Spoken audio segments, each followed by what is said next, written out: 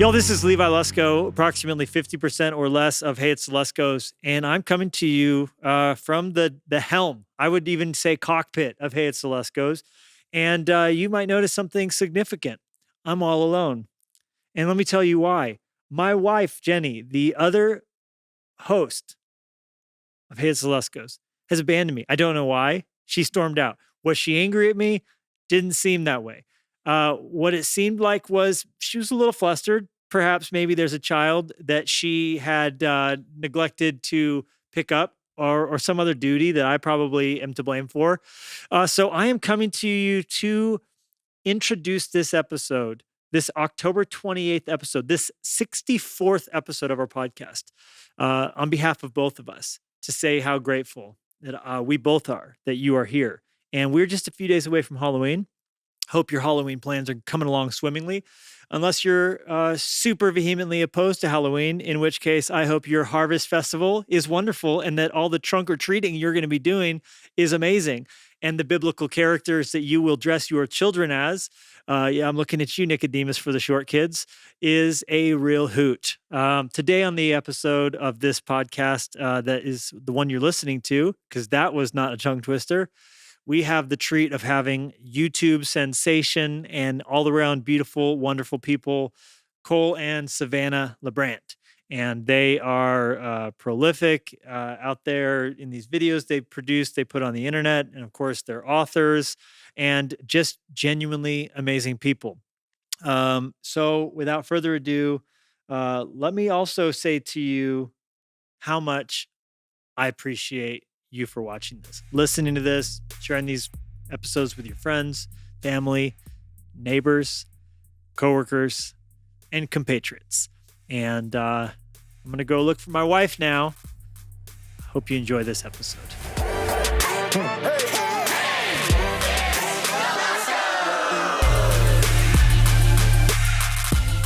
Cole and Savannah LaBrant, thank you for coming on Hey, It's the Luskos.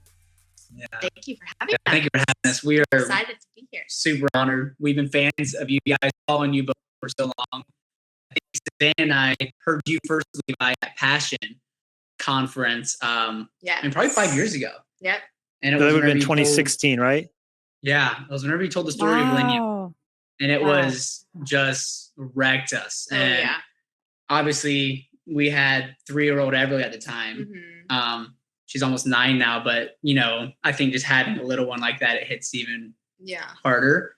But that story, it just drew us to you guys. So whenever you reached out asking if we'd come on, we've been following you guys for so long and love your story. And like I told you even privately, there's not many people that I feel like have been as consistent as you guys in your walk. So we're just honored to be here. Yeah. Oh, so special. Thank you guys. Gosh.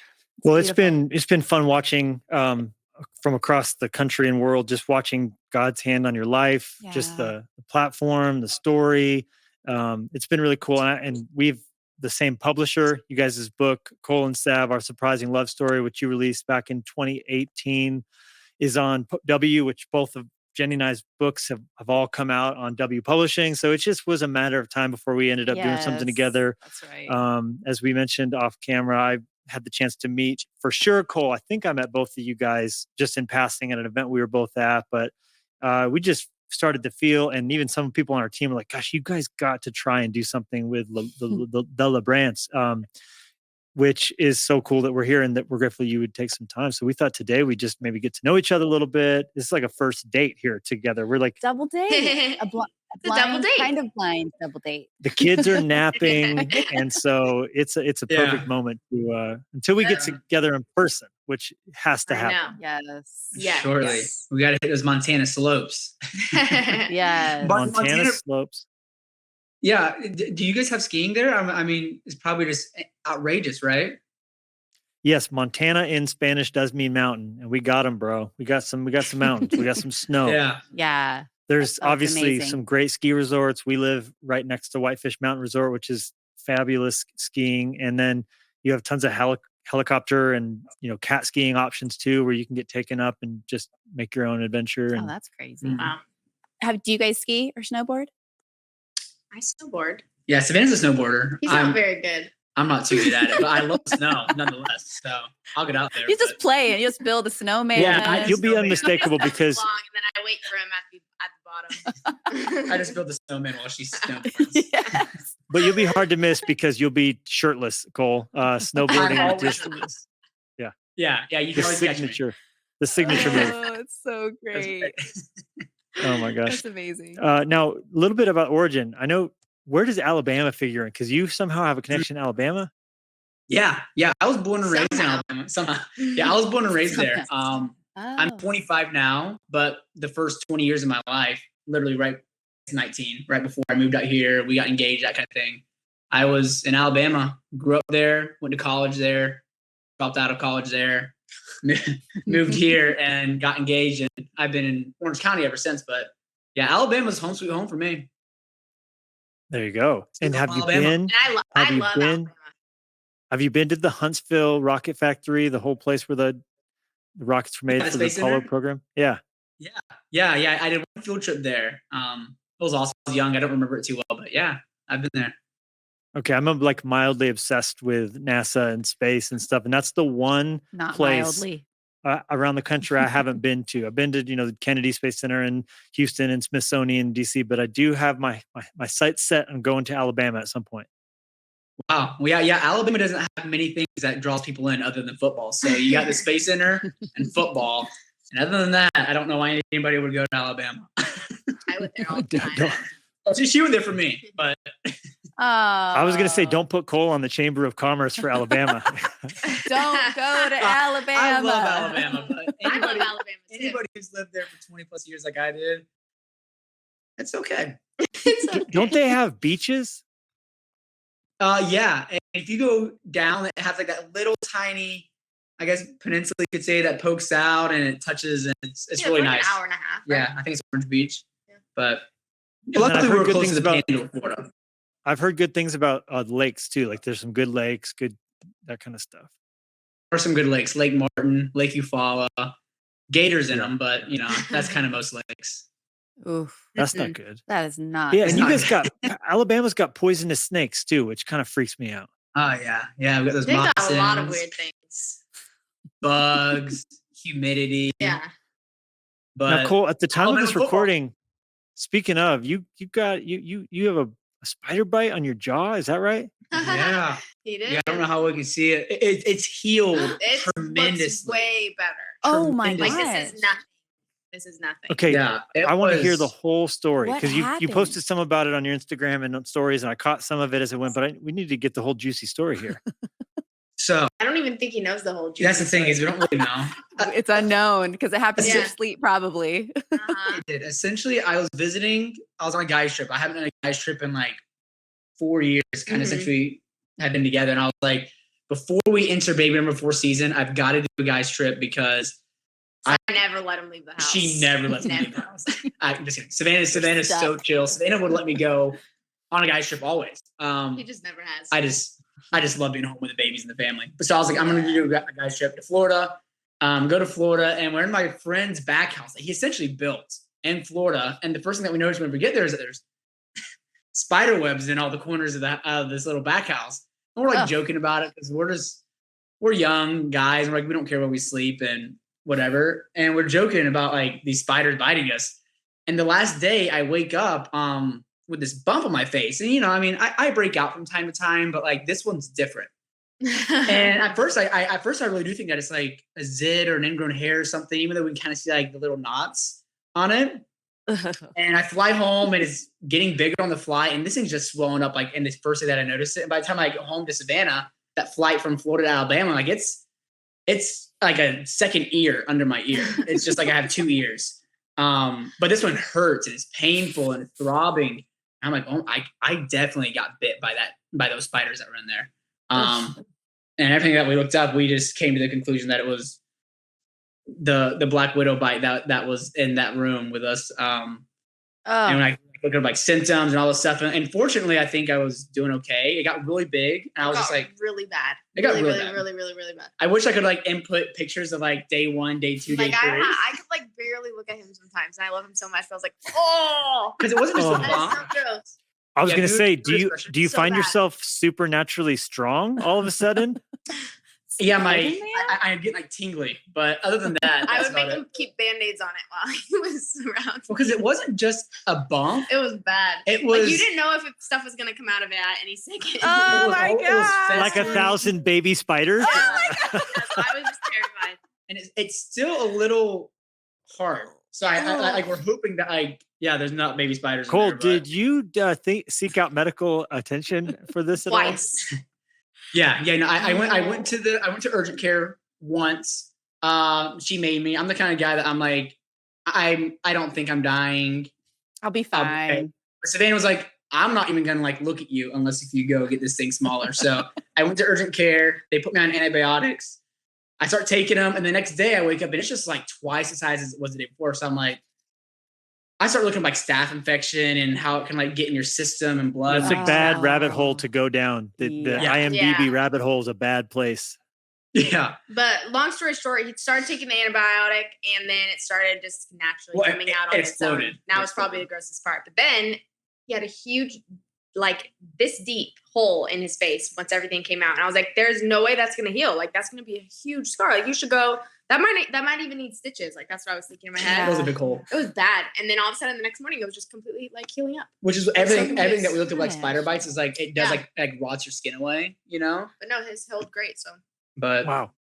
Yep. Dude, It's now funny, we're on have the you- recovery. it made me think of the movie Hitch when he ate the shellfish and his lip gets all enormous. Yeah. yeah, we looked at Can't even tell. Can't even tell. You have 2 ears. One of them's on your jaw.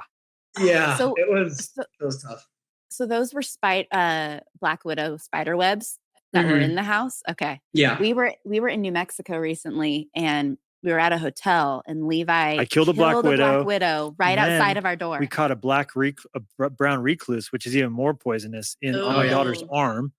So Woo. no one got bit though. So we're feeling That's pretty good good. about that. Wow. Do you guys remember those urban legends they used to tell you that like you would swallow so many spiders in your sleep per night? Yes. Yeah. Yes. Those haunt my Or dreams. even like I read So one, I sleep with face masks on every single night. like a COVID mask? a COVID mask. like an eye mask and a mouth mask.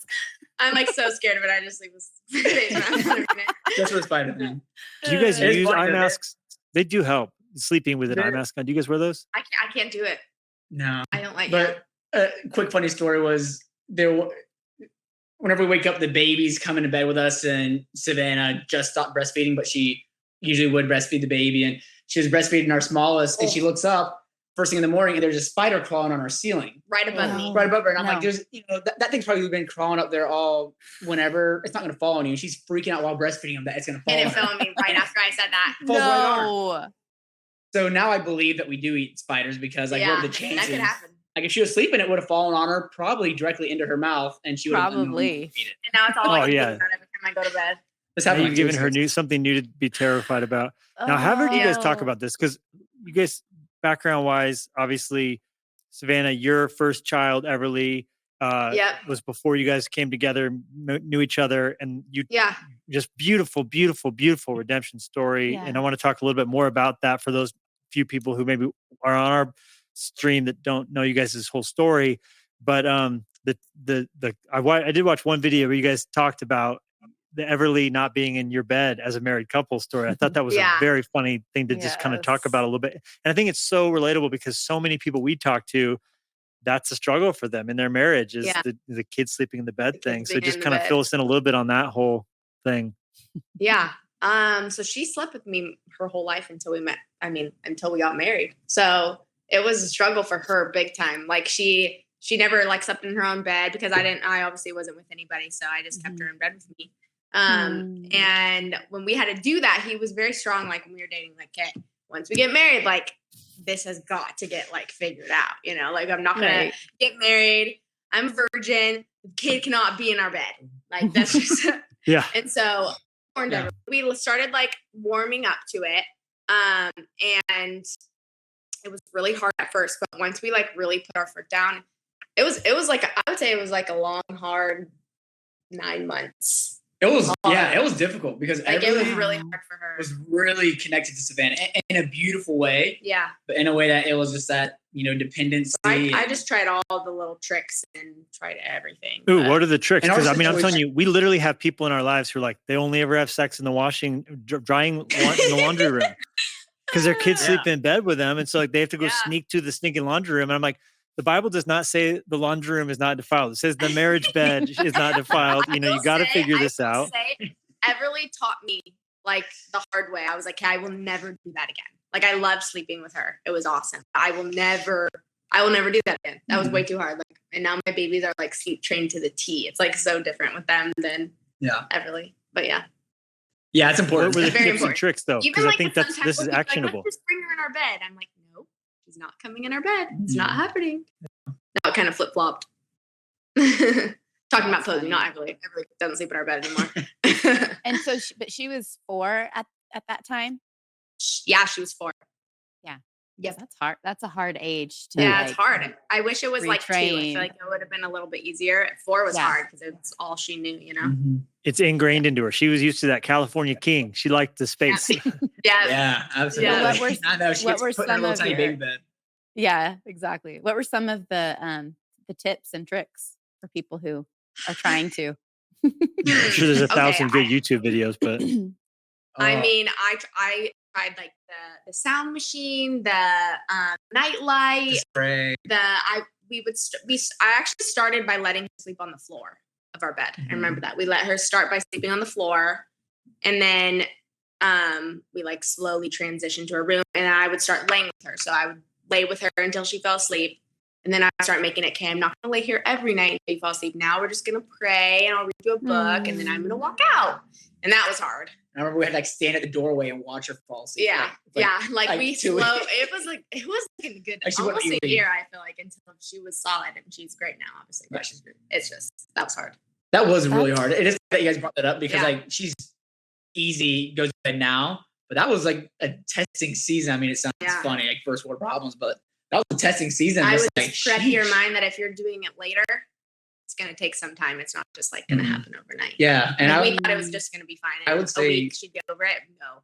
Yeah. Like don't cave, Yeah. Like I think that's something that we were good at is like once we started it, then we just like got better and better and better instead of like reversing. and Like, what okay, now you can sleep on our bed again. Yeah, and what I did too, and like sometimes I'll even still let her do it, is once in the beginning, I let her always sleep on the couch in our room once a week. Mhm. So like she looked forward to that Friday night or whatever day it was.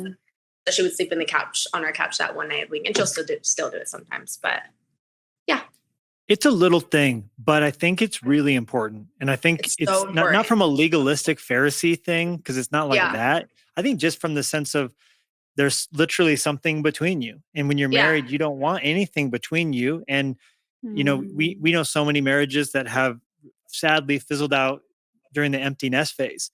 And Yeah. it's so sad to work all that time and then get to this point Uh-huh. where it's like finally you two together. It should be almost like the second honeymoon, but you realize there's nothing there in the relationship because as Yeah. kids we're in the middle of everything. And so even though to just date- cuddle. yeah, Sorry to date cut you nights off. are hard. Yeah. All those things are challenging when the kids are crying, but I think Mhm. good for you guys and way to, be vocal about that and, let people who are listening hear, hey, that was a struggle. It wasn't easy, but that you're saying from the other side of it, it was worth it. Yeah. Yeah. So well, it's helpful. obvious that intimacy is, a major, major component in marriage. And without that, I don't really see how a marriage could thrive, the way that God intends it to. And whether it's a kid sleeping in your bed, which is obviously the topic that we're talking about, but, there's so many levels of intimacy that, God intends that the enemy's, maybe even like a good thing, like a kid sleeping in your bed can be a good thing, but I really feel like the enemy really can use, a seemingly good thing to distract from the best thing, which is, mom and dad having that alone time. Yeah. And there's going to be moments when nightmares and all the rest, but I think just as a general rule, obviously it's so important to fight for you guys' intimacy, our intimacy. That's really important. And not that you can't have sex in the laundry room, but the main He's like, the main area should be the bed. Our laundry room doesn't have a door, so I don't know. that sounds kind of fun. There you have it, ladies and gentlemen. Maybe You've they heard know it here. something we don't. Yeah. Okay, our laundry room doesn't have a door, so the kids better be away or they're going to be scarred for life, is all I can say about that. So, Got to get a little Moving. sliding curtain. yeah, sliding curtain. Very good. Hey, moving on from laundry room trysts, which is a great word, tryst, by the way. I did want to talk just about, Cole, you adopted Everly, right? No, she's not adopted. Oh, she's No. not adopted. Okay. But Yeah. your relationship with her, as I know she calls you dad, she has 2 dads, and you guys have been open about, her relationship still with her biological father. But it's just a beautiful thing to me to watch, your love for her, taking her on as a daughter, and just that relationship is so special. Yeah. Yeah. That's, things that we were walking through every single day where, our relationship isn't perfect. And obviously from the outside, it can seem that way. But, I remind myself that my relationship with my other kids isn't perfect, my biological kids. And that I think we just try to give grace and time and patience. And luckily Savannah's the most understanding and helpful. And obviously any kind of co-parenting situation is difficult. It's not ideal. It's not the way that God intended it. But God works all things for the good of those who love him. So we know that, God will work this for good. And we see that happening in our life, in my relationship with Everly, and even our relationship with Everly's biological dad, and just, full circle. But again, it's not easy. It's, really hard at times, but we see the fruit that's coming from it, and it's encouraging. But yeah, it's a really cool and unique situation, and we love it. I wouldn't have it any other way. Well, and it's such a good picture of the gospel. I mean, I think every Christmas, I think the unsung hero is Joseph. Obviously, Mary, what a tremendous responsibility, but Joseph shouldered this love and care and honoring of a child that he didn't have come out of his own body, but every bit of the love and the honor. And I just think foster dads, adopted fathers, stepdads, just such a beautiful chance to be a living picture of the gospel, because we're not Jews. If we aren't Christians, we're not necessarily Jews, but we're grafted in, like the Bible says, and God takes us on as his kids. And I just think it's just a really, really powerful demonstration of the gospel every time I see that. Yeah. Yeah, I know. I was encouraged by that, and I didn't realize that until a few years after. But that Jesus had a stepdad, technically, and that's where Joseph played it. And I was like, wow, like this is, something that was from the beginning, and that so many people struggle with, and is so relatable nowadays. I mean, even just in the divorce aspect of co-parenting and so many different things, I feel like if the statistics are true that 50% of marriages end in divorce, and these people remarry, then step parents are so common nowadays. And I feel like there needs to be more dialogue and conversation around that, instead of shame and condemnation, and even just frustration where you just kind of quiet up. Because we can even experience that at times where, like, you get frustrated over a situation, and it's easier just to kind of get quiet about it and mad and frustrated. But having these open conversations, just like you would about your normal kids or whatever it is, it uplifts people that you're not alone, and that there is a bright, so much beautiful stuff that comes out of it. Yeah. Well, and I think it's so good that you say that it's not easy and that it is challenging, because I think sometimes it can feel like, man, like they know exactly how to handle this and they know how to do this. But I think that's so helpful to know that there's a struggle, and to know that there's a way through. Because I mean, I've been thinking of like the fact that Everly she's 9 now. Is that right? Almost. She'll be 9 in December. 9 almost. But even just like as she's getting older, and as she's going through changes, and as she's like trying to figure out herself and her life and how she looks at God, like just the fact that your consistency and your continued just love and care will be something that she will have for her whole life. And I think that is so huge. That is so huge. Yeah. I also think, I know you guys both met at 19. Right? He was 19. I was 23. She's a cougar, so she's a good bit older than sorry. I'm 19. I see. I was 19. Very good. She was 23 when we met. Now I'm 25. She's 28. Yeah. So we're 3.5 years apart. Okay. But when you met, Everly was 3 years old? Yeah, she was 3. Yeah. Because you had Everly when you were 19. Yes. Okay. That's it. That's the connection. Yeah. There's I knew there was a 19 involved.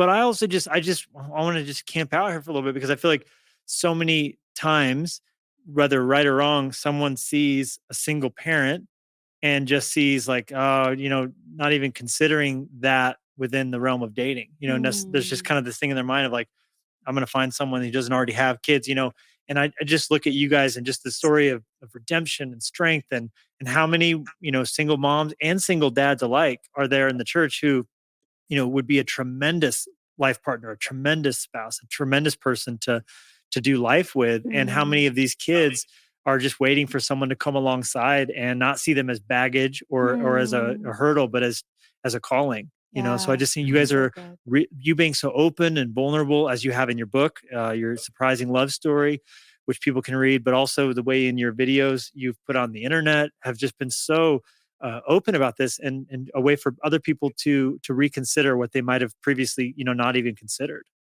Yeah. Wow. Yeah. Do you have anything you want to add on that? I know this is like Savannah's like. Yeah, I think going back to what you first said, I think I kind of had it in my head too, that like no one was going to like me because I had her, and like not because of her, but just for the fact of I have a kid and nobody really wants to have a kid, especially a 19-year-old. So I was like, when we met, it was just it was huge for me. But yeah, I mean, he's great. He's a big blessing. Yeah, pregnant at 19, I can't even imagine that. You've talked a little bit about that, but I mean, that did it come at a place where you were thinking of college? Like, I can't imagine how how drastically life changed. I was in my first year of college when I got pregnant with her. And I was actually about to go into nursing school.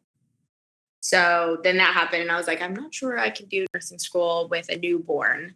So I changed my major to teaching. But yeah, that was hard. My mom was a really big help. Then she would watch her while I would go to school, and I would try to do a lot of like online classes and do homework while she was sleeping, or I always took her to work with me, like I nannied. So I made sure that I could like do things where I could just have her all the time. But my mom was like a really big help too. My mom's single, so she was a nice help with me. She let us live with her for free. It was nice. You're going to have to tell the story of when you told your mom you were pregnant, because I think you were eating a cookie. It's a good one. Not want to hear that story. It's a good. This is what the people want. It's a good one. It's a good one. Okay, I'll keep it kind of short, but hey, keep it PG. Keep it. No. This is Hey It's Luskos. We can go NC-17. Okay, I don't want to make my mom out to be a mean person, because my mom is not mean, but in this story she sounds a little bit mean. Her mom's awesome. My mom's awesome, but I was making cookies, and I didn't tell anybody, like I don't remember exactly when, but I was at least like 13, 14, maybe even like 16 weeks pregnant. I was like kind of far-ish along. And I was in the kitchen making cookies, and she walks in and she's like, Cynthia, I'm not sure you should be eating more cookies right now. And my brain just lost it. Like my hormones. Oh man, I just got so mad. And I just like blurted it out at her, like yelled it. So mad. It was horrible. But then I stormed outside. I was like a lost girl, but I just stormed. She ran away. I literally ran away. I stormed outside and hid for at least an hour and a half, like just crying. I remember this so perfectly too. It's so weird. But then they found me. It was so stupid. They found her. They found her. Have any of your kids, by the way, run away? Because our kids never make it very. Have any of your kids run away? Like not really, but like our kids run away routinely. Yeah. They move out to the sidewalk in front of our house. No. They haven't accepted, taking us up on it. No, they haven't yet. Oh man, that'll be rough. But yeah, so then after that, she like hugged me, and it was really sweet. And she was just like, the first thing she said was, I hope it's a girl. Like she just did not care. Fortunately, it was a girl. And it was. Otherwise, that boy would be scarred for life. Yes. Yeah. Yeah. But yeah, it was pretty awkward. My brother was there.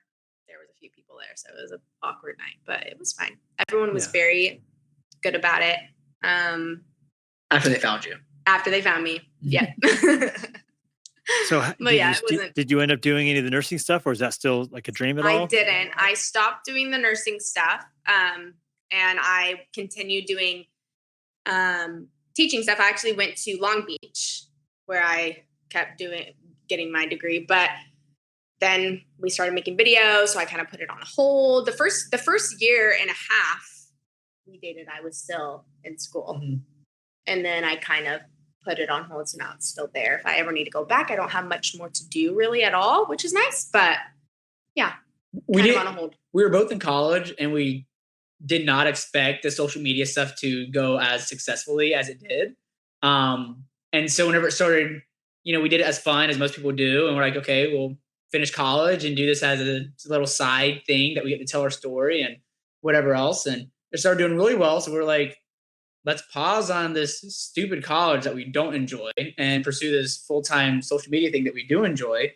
And it's like, whenever, if it lasts a year, then we go back to college. If it lasts 2 years, but it's been 5 going on 6 years. And obviously that's still there. Insane. But yeah, my parents, I think yours too, were supportive in the sense that obviously we fully support school and college and education and all that. Mm-hmm. But it's like but if this is happening right now, we should take advantage of it. And we can always go back to that. I always see you're making hay while the sun shines. Yeah. Totally. Yeah. You get it. Yeah. Cole, what did you go to school for originally? What did you kind of see as your future? Yeah, a few things. I think the main thing was I was going to be a pharmaceutical sales rep. So I was just getting like a basic business degree. I have several uncles in that. Walter White style. Yeah, it's very just connections based on who you know. And I knew some people. So very different than what I'm doing now. It's funny saying that. Or meteorologist. I love the weather. Oh my gosh.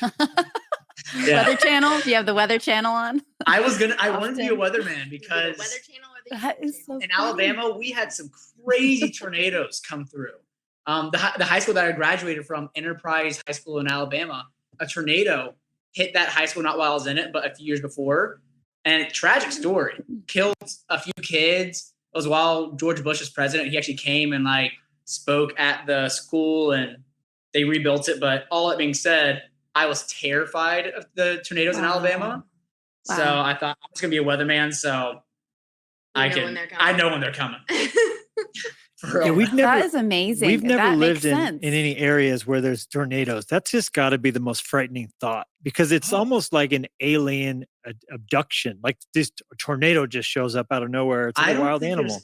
Anything scarier because here in California, you'll get your occasional earthquake. I've been here for 6 years almost, and I haven't had one, which I'm sure the big ones are terrifying. Most aren't. The wildfires are the real thing out here, which those are terrifying, but nothing compares to the fear of having to hunker down because they come out of nowhere. And, hearing like that, your house will be shaking and you hear like the train outside and you're thinking the roof is just going to get ripped off. I'm going to get sucked and thrown. It's not like so scary. Yeah, it's terrifying. And you would hear these stories on the news like, this is actually happening. This would happen like tomorrow. I don't want to be here. Yeah. Can I move where this doesn't happen? Gosh. I know. So I grew up in California and there was one big earthquake when I was probably 7 and I remember it. But I do feel like tornadoes and hurricanes probably would just be so much worse. And that's so interesting because in my mind, I'm like, who would want to be a weatherman? But that makes so much sense. Like if you've been through hard stuff and you're like, yeah, I'm going to help save the world so that we can know when these things are coming. That makes so much sense to me. I never thought that perspective before. Yeah. The fear that can drive you. Yeah. Dude, where did you live in California? Oh, yeah, please. I lived in Monterey. I was born and I grew up in San Jose. Oh yeah, super close. Yeah. I lived in Almaden. Mm-hmm. Amazing. Small world. Actually, I was gonna say, and just the number 19, the age 19, I feel like we met when we were 19. We're both. I'm 5 months older, so I am technically a cougar. She's a mini cougar. I'm a mini cougar. Just a little cougar. Cougar, like a mini Cooper. That's funny. But I was just thinking because my mom had me when she was 19, and she had me with my dad before they got married, but then they got married like when she was pregnant. But it's just thinking through like your choice to have her and the relationship that you have had with her, but that you will have with her down the road. I love my relationship with my mom, and she's only 19 years older than me, so we kind of grew up together. But then my twin sisters are 19 years younger than me. But I think just like, wow, I don't know, there's just such a sweetness to that of having a child when you're young and choosing, obviously, but the relationship that you will have with her. I just couldn't not think of that, like how special that is. Yeah, I feel like I'm already like starting to get little glimpses of it too, just because she's getting older, and I'm like, this is pretty cool. Like maybe for a while, but yeah, it's fun. And I will say too, even just the relationship she'll have with any other kids you guys have. I know offline you guys said you're open to more kids. We had 5, obviously. Our oldest is now this week turning 16, and our youngest is 4. So she was in the room when he was born. She helped massage Jenny's back during the delivery, cut his umbilical cord. And their relationship is so unique because she has that perspective. I mean, obviously, you also pragmatically have a built-in babysitter, is what it is. So obviously, being a kid when you're having a kid, we don't want to glamorize it because I'm sure there were a lot of challenges inherent, implicit. But there is some beautiful redemptive moments in it too, I'm sure. Yeah. Yep, for sure. Yeah. Definitely had its hard moments, but awesome now. Mm-hmm. I was going to say that San Francisco earthquake, have you guys looked into that too much? Because that one back in the day, I think it was in the 40s. If we can do a fact check on that, that sucker was significant. I think there's 2 big ones. There was 2 because I think there was one when my mom was pregnant with me. There's another really big one in the 90s too. Yeah. But yeah, San Francisco, I know the Bay Area can really get hit, and all of California is just waiting for that mega one, right, to take off the coast. And that's rumors. I remember at one point we had some friends who told us. A big one. Me neither. But I remember we had that friend whose husband was in the military, and like he supposedly had like military confidential information that like there was going to be like the earthquake of the century that was like going to take off like all of Orange County and like up through LA. And they were like moving, and they were like telling they're like, hey, we're not telling many people, but you guys should probably move. I'm glad that we didn't. Or maybe it's just like, maybe it's like a few years off, but it hasn't happened, but it's always a rumor that it's going to happen. Oh, the San Andreas fault. Yeah. Cause there was a big one in 89 and then 06. 06 was a bad one. 89 was the one I remember. 06 killed 3,000 people in San Francisco. Wow. That's bad news, man. Really? That's 9/11. Think about that in one city right there. God. Okay. So my mom was pregnant with me then. Yeah. It was right before. That is huge. Yeah. But The Rock, he taught us about San Andreas. Remember that one? He was the movie. Yeah. But when we're driving in like Laguna Beach or Malibu and I see all those mansions like on the cliff, I always think of that. I'm like, man, if that ever happened, these houses are going down. Yeah. It's kind of think of that. Yeah, I think about that and I think, man, they must be rich. Yeah. So there's 2. What are the two thoughts? Sides of the one good thought is that the day that house slides into the ocean, there's like a 90% chance they're in one of their other 15 houses. So they may not even be there that day. Just that's the gardener. One of their vacations. Yes. Wow. One of their many homes. She's like, wow. Goodness gracious, it got dark really quickly here. Gardener. You have that everywhere. There's something like that everywhere. Cause like we live in Montana on top of a super volcano. I don't know if you've ever looked into that. Oof. But there's not just volcanoes, which are scary enough. There's also super volcanoes, and the super volcano is like a volcano that if it goes off, so if the super volcano that we live on top of blows, it'll blow like Montana, Wyoming, parts of Oregon completely off the map. And I'm telling you, bro, if you want to like not ever sleep again, Old Faithful, this geyser that goes off, that's why it goes off every hour, because there's a giant super volcano just kind of mellowing below like a giant Instapot. So you just can't go down the rabbit hole of all these conspiracies of if and when that thing's going to erupt. Right. Well, it's not if, it's definitely when. It's when. Yeah. It's not dormant. It is active. It's a volcano. It's got plans. Hey, when that thing goes off, I'm assuming you guys will be in heaven instantly. And then honestly, it'd probably be better to be there because I'm assuming like the smog and everything that would go around the entire globe, and it would just make Earth uninhabitable and we would all slowly die. Listen to this. Everyone in Mars. It's a 9,000 square mile volcano field. That's how big it is. Square mile. 9,000 square miles. Perfect house, but then put that into mile ratio. That's pretty big. It's big. So yeah, like, we will go to heaven very quickly. We'll be on the express elevator to heaven because you'll never feel it. It'll just gone, which is kind of, I guess, all things being equal, you got to go somehow. Maybe I would like to die in a super volcano eruption. That would be good.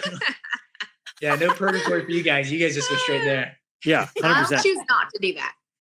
Now, Cole, what weather app do you like the best? Because you're an aspiring weatherman. When you're not dreaming about being Walter White on Breaking Bad and pharmaceutically dealing crystal flu. I know, all over the place.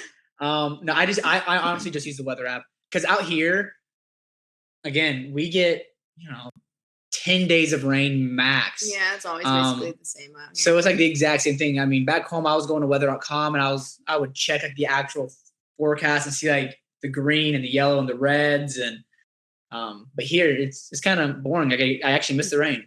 Oh, it's perfect again. Yeah, I know it is. What it's gonna Get be. used to it. It's 82 and sunny. I guess I'll go surfing with my 6-pack. Yeah. Yeah.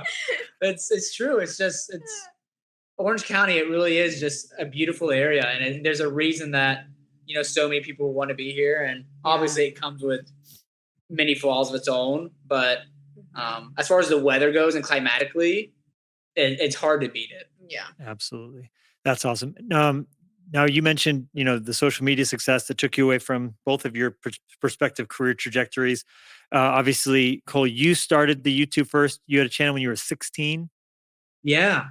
Again, I grew up in Alabama, and we didn't really know that people could get like famous from social media. That wasn't really like a thing.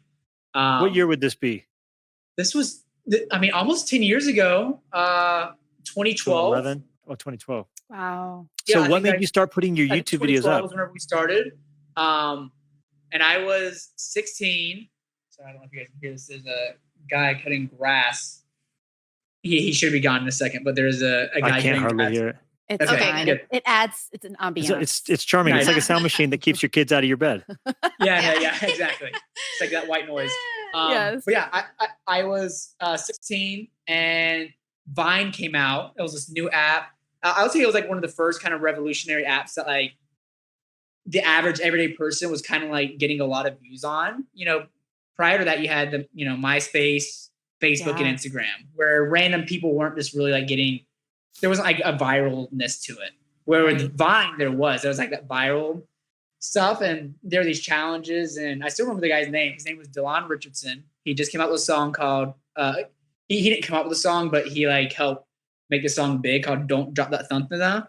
And not sure if y'all are familiar with this. Don't drop that thunthana. Hey, it's a really good song. You should watch it. It does sound nice. I'll write that down. Don't drop the thunthana. It sounds vaguely familiar. THUN for all of your listeners. THUN. Don't have your kids listen to it. But he was having like a dance competition where like you had to like remake this dance, and it was only girls doing it. It was like a girl dance. So me and my two buds, of course, were shirtless. We're in Alabama, and we thought it'd be funny if us three teenage guys enter this competition. We're the only guys doing it. We can't even dance. It was funny, blew up, and from there we just kind of kept making videos, doing stupid dances, and got a following. Mm-hmm. So it was all Vine. All Vine. It was all Vine. Wow. Yeah, it was all Vine. And then Vine died, and I transitioned into just Instagram and other platforms. But yeah. When did you start putting them on YouTube? Not until we met. I had a small YouTube channel before we met where I didn't really post much. I was in college, and I just kind of had the channel there, but I never really uploaded. So whenever we met, I was like, let's just turn this already channel that I have into something. And we started just doing like our long distance relationship and talking about, essentially literally just our relationship kind of stuff. And literally we like made a video on our phones in the Chick-fil-A parking lot right before you dropped me off at the airport.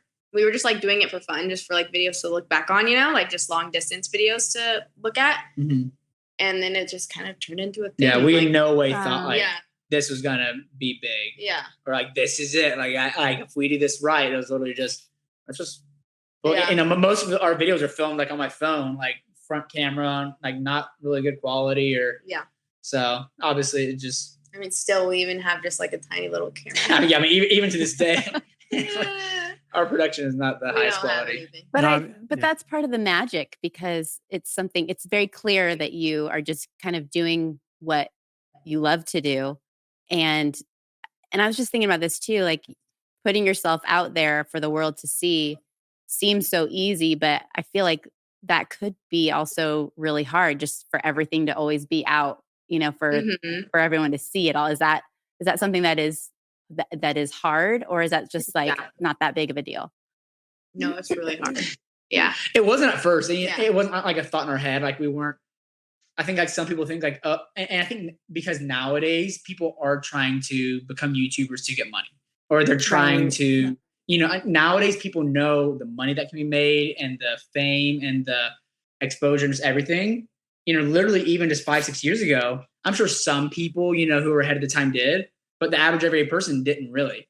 So like we didn't go into it thinking, okay, this is like how we're going to make a living. And if we do this right, we're just doing it for fun. So on top of not knowing about the potential of success, we didn't know about the potential of the hate and, the consequences of putting your life out there. There's no negative comments you get ever, are there?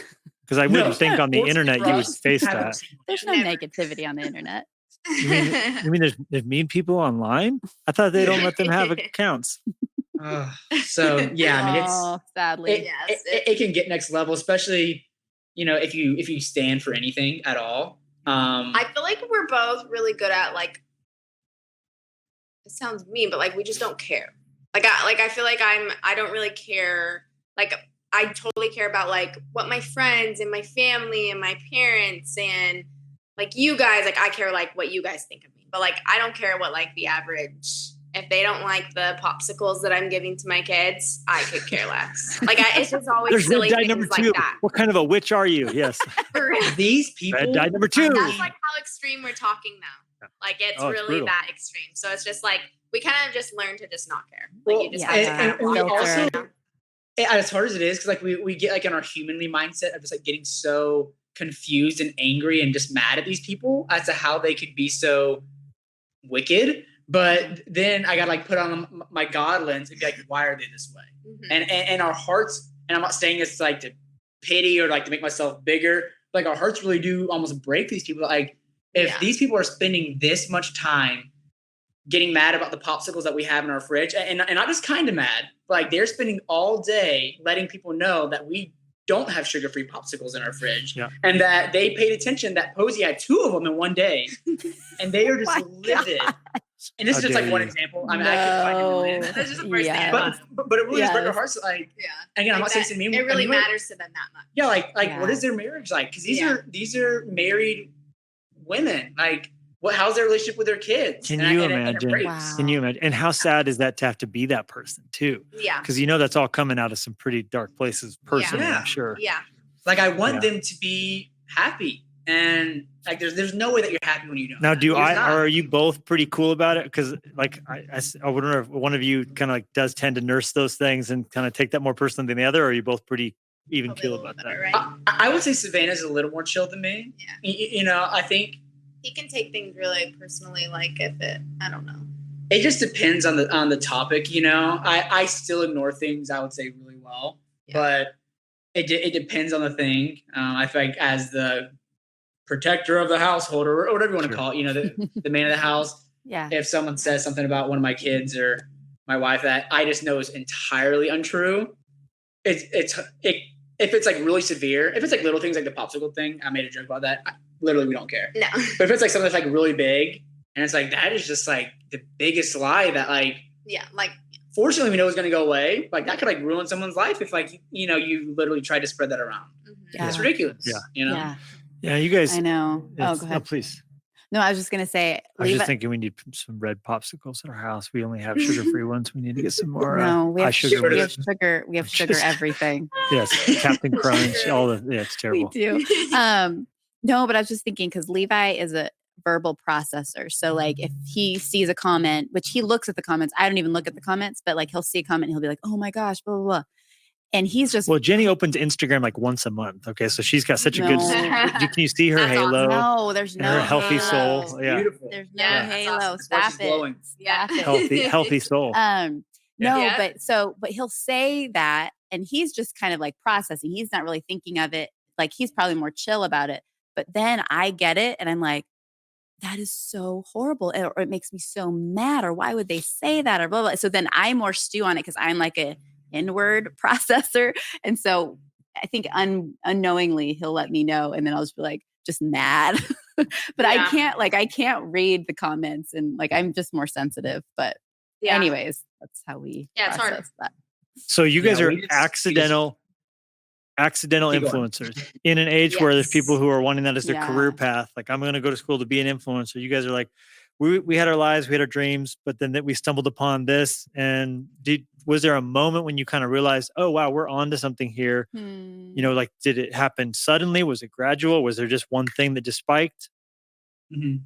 Yeah, because we met in June of 2016 and it sounds so cheesy, but we knew right away. It was just like an instant kind of thing. So literally by July, we were already dating.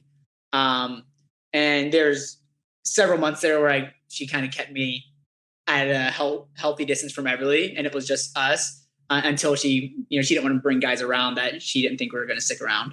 That's so wise. But we got engaged 6 months later. So started dating in July, got engaged in January. And then by January, whenever I made the decision to move out here and drop school, that's whenever it was like, okay, yeah, we are onto something. In the retrospect of the money that we see coming in is enough to where we think our degrees aren't as important right now.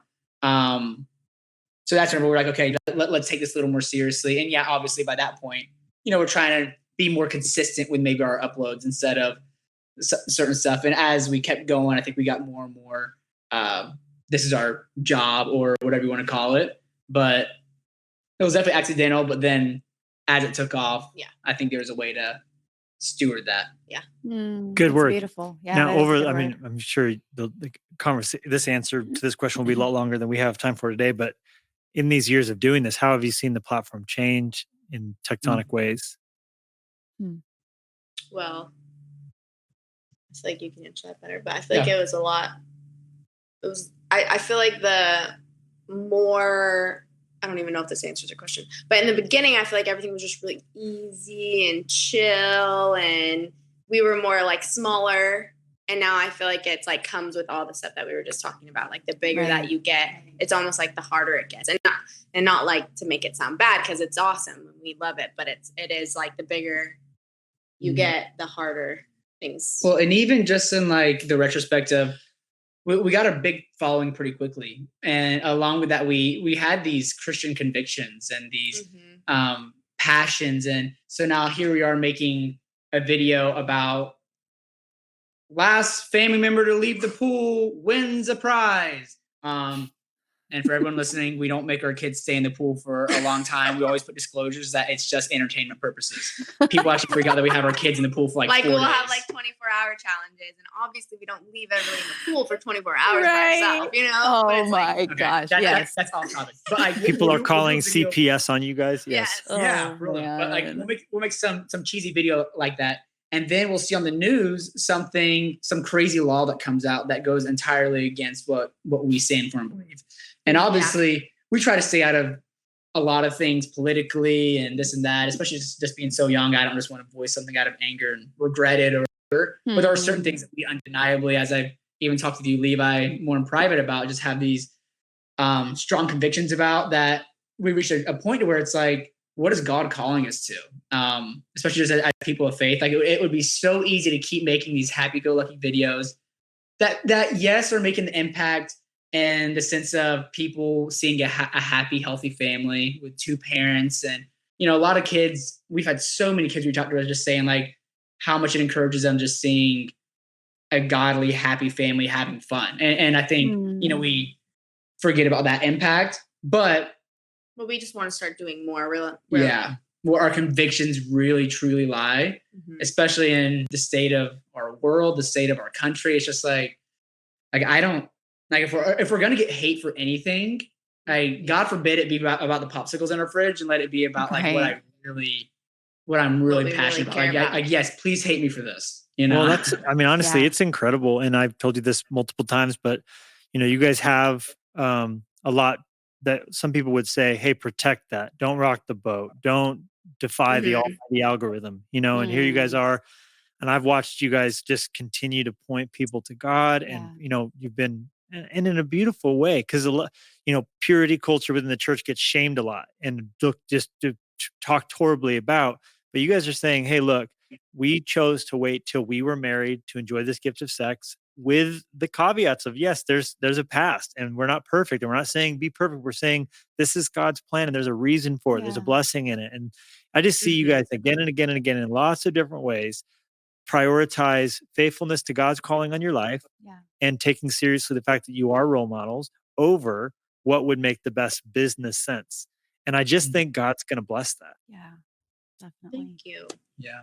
Well, we appreciate that. And, I was just trying to get the mindset of, and I truly mean, is that we aren't trying to do these things because we fully believe in God. And as we follow him, he's going to bless us with more followers or more money or more this. It's, we've seen that the ultimate reward we likely won't see on this side of heaven. And that's what we get excited about, even with these documentaries that we're hoping to make. We know that the impact likely and the reward, quote unquote, won't be something that we see here as far as more money or more followers or more reach or whatever. But we'll get to heaven and be wow, this person's here because of that, or this person's here. And then that's what we really truly do ultimately get excited about. And I know you guys too, in your line of work, that's where the reward lies. And if your reward isn't lying there, then it's, it's all for nothing at the end of the day. Yeah. It's so beautiful. Like Paul said, to work your whole life and find out when you stand before God that, what you did was wood, hay, and stubble instead of being gold and precious stones. And the cool thing is, even if you don't get rewarded for it in heaven, I think God will still get his work done. Because like Jonah, his heart wasn't in it. He didn't want to preach to the Ninevites. Even afterwards, he was mad that the preaching worked, but God's so good that he'll get his work done, even if we don't get the motivation. But the cool thing for us all who get to talk to people is that to be challenged to fight for the right motivation and to be ministering from the right place, not to be a celebrity, whatever that means, but to be faithful and to keep the focus on reaching people. And I think it's really important that people like you continue to get the attention you're getting, because you're choosing to use it to point the attention to God and to helping people and not to just building an empire. So, well, we appreciate that. And I definitely want to disclose that, we've made so many mistakes. And I was going to say we by no means are, we hope that we're doing what we feel God's calling us to now, but along the way, we made so many mistakes. Yeah. And because social media hasn't been around too long, we don't have too many people. Even if we did, we'd still make mistakes. But we don't have too many people to look at and be like, okay, they did social media 10 years before us and they did that and this and this. We're kind of in the first of it and being so young, and we made so many mistakes. We continue to, and we will. So I definitely want to, disclose. I hope by no means are we sounding like, oh, we figured it out and we're doing exactly what God's calling us to, because we hope that we are. And even along the way, we're gonna be misguided or tricked or we just try to take away the pride and take away our egos and all that kind of stuff, and just let God lead how he does, gently and slowly. But it's a difficult path, but just like anything, I'm sure just like your guys' ministry journey, you can look and say, man, there were a lot of things that we maybe didn't do right, but that you see ultimately that, we just aren't perfect people. And it's so unfortunate that we live in such a cancel culture nowadays where anybody and everybody makes a little mistake or even a big mistake, and, they're thrown to the side. But those little mistakes, God's like, hey, listen, you screwed up just like a kid. Let me pick you back up, dust you off, keep going. And that's what we're trying to do, get picked up, dust off, keep going. We're going to trip, picked up, dust off, keep going. Well, and isn't that just life with Jesus? Because I feel the same way. It's like, we kind of feel like, God, you're leading in this way. We don't know exactly for sure, but we're just today going to follow you and we're going to listen to the Holy Spirit speaking. And I just see that in you guys, we don't know all the answers, but we're just going to do what God's called us to do. And then you look back and you see God's faithfulness and you see, oh, okay, well, that makes sense that he was doing that and that and that, but it's not like we have all the steps ahead of us. And so I think that's the whole point of abiding in Christ. And that's what you guys are living out. And mistakes and imperfections and all, I think you're giving people something to hold on to in the sense of, okay, it's not perfect. It's not going to be like, doesn't fit perfectly like a Tetris game. Like, this is just following Jesus, abiding in him and loving him and walking with him hand in hand, letting him set the pace for our life. And it's so beautiful to see. And we're so proud of you guys. And it's really an amazing thing to see you walking in what he's leading you to do. Thank you. Yeah, that means a lot. And obviously we don't have people maybe to look forward to in the social media sphere, but we do have people like you guys and people like Chris and Erica Estrada and so many people that, are around us and encourage us. And so thank you guys for stewarding so well what God's giving you and being faithful and consistent. I mean, we need it, like your impact isn't just affecting your church or your community, it affects us who, impacts our followers, and it's, the ripple effect just goes so beyond. So obviously your guys' faithfulness is impacting so much more than you even know. Well, I hope everyone listening will get the book, Cole and Sav, Our Surprising Love Story. Is there a website for the book, or is it just wherever books are sold? Wherever books are sold. Yeah. I think it's on Amazon. It's on this little place called Amazon. We also point you to the YouTube channel, which you can be the 23rd.9th millionth person on the Cole and Savannah. You guys are a very fun YouTube presence. Obviously, both are on Instagram as well. Am I missing anything? Where people can follow you guys' antics? That's good. That's perfect. No, that's enough. I can't let this episode end without getting into I always love to have people on when they get to ask about, just any workout stuff or any unique things you guys do to keep your edge, things you guys do every day that maybe might be unusual or a little bit unorthodox, but that help you guys. Ooh. Yeah. So are you talking about like strictly physical or just I'm not talking strictly about nothing. You could answer however you want to answer. If you climb a tree once a day and that gives you a sense of peace, tell me about that. Whatever it is. Wow. It could be your workout regimen. It could be anything. Really Jesus-y, but I think reading my Bible, and I do it on my phone, which I would love to start actually reading the real Bible, but I do it on my phone. Not the fake Bible. Don't tell Craig Groeschel she said what I that, mean. by the way. Yes. Oh, that's funny. But honestly, even just reading for 5 minutes a day, I feel like it is like everything for me. So I can tell like the days where I forgot to, which is so bad, but I can tell the days where I don't. The difference of the days that I do, and that's a game changer for me. Yeah, I've been trying to eat like 3,000 plus calories a day, or like 3,500 or more, because I have like the highest metabolism. So that's a little unorthodox, but he really does. So you're like is that like a bulk plan, or are you clean eating that, or is it a dirty thing? What are you doing? It's a bulk / maintain. I literally just have the highest metabolism, and if I don't eat at least 3,500 calories, I start shrimping it up. So do you use an app to track that? It's true. I don't. No, he just counts it whenever he has some. I just always have like a notepad, and I'm doing the math. So a notepad. So she reads her Bible on a digital, but you take notes on your food. You take notes. Yeah. I'm from Alabama. So like we didn't even do technology until I don't think like technology came out in Alabama until like 20 years ago. Yeah. So, no, we're with you. Montana. We just got running water last week. We're very excited about that. Yeah, you guys might even be a step behind Alabama and all the Alabama jokes. It's going to be nice when we don't have to go to the outhouse this winter for the bathroom with our long johns on. It's going to be great. In all seriousness, though, I think he finally is not going through puberty anymore. So now he doesn't really have to worry about the 3,500 calories anymore. He's fine. No, that's real. That's real. Yeah. Guys, for guys, you 25. 25. I think it's 25 when you're 25. Yeah, so I'm still going. Yeah, I mean, I think girls it's like 19. Girls is like 19, and then guys is 25, that's a real thing. Well, you guys basically look like Rapunzel and Gaston, so it's appropriate. You guys are amazing. Gaston's a That is villain. the Great. biggest compliment for me. I love him.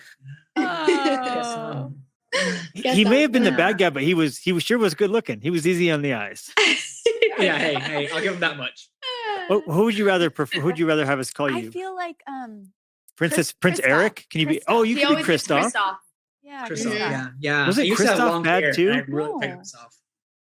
No, Christoph was not I bad? used to have long He hair. looked like him a lot when he had the long hair. It was pretty Yeah, good. Christoph is the good guy in Frozen. Who's the bad guy? Hans. Prince Hans. Hans. Yeah, That we watched dude was- a lot of Who Frozen. Yeah. is this Hans? That dude was dark. He was dark. Because he was But he- secretly dark. Yeah. And they're always the darkest. The worst kind. Yeah. honestly. Okay, Insane. you guys are the best. Insane. Listen, we got to do this again because we didn't even get to half the questions we wrote down. Well, and we can't I know, wait this to do was this in fun. We'll do this person. whenever.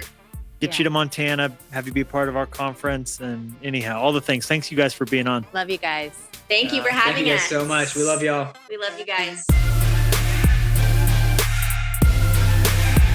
Thank you so much for listening. And be sure to swing by LeviLusko.com to see what's going on in our world, and make sure to subscribe so you don't miss a single episode. In the meantime, we would love to connect with you on social media. Jenny and Levi Lusko, out.